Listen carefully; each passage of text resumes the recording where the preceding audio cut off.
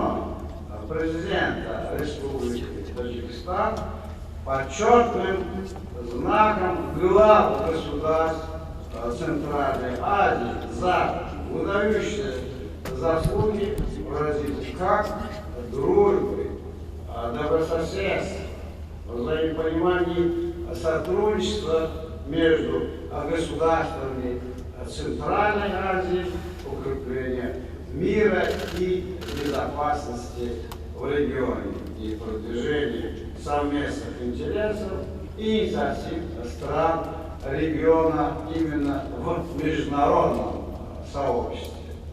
Ну, это поистине, я бы сказал, заслуженная награда президента Республики Таджикистан Эмомали Шарипович Рахмон. Он, обладая большим как и политическим, и жизненным опытом в течение многих лет руководит страной, делает все необходимое для обеспечения как поступательного и стабильного развития своего государства, достижения высокого уровня жизни таджикского народа и его благополучия. Одновременно Эмомали Шарипович Рахмон и вносит свой огромный вклад и развитие традиционно дружественных, братских отношений между всеми государствами Центральной Азии.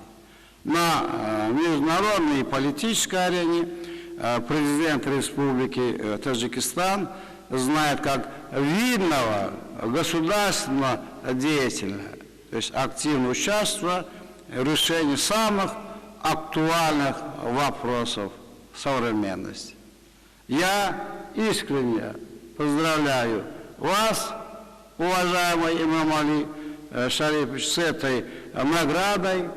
Желаю вам крепкого здоровья, долгих лет жизни, новых успехов вашей как государственной и международной деятельности. А народу Республики Таджикистана мира, счастья и процветания.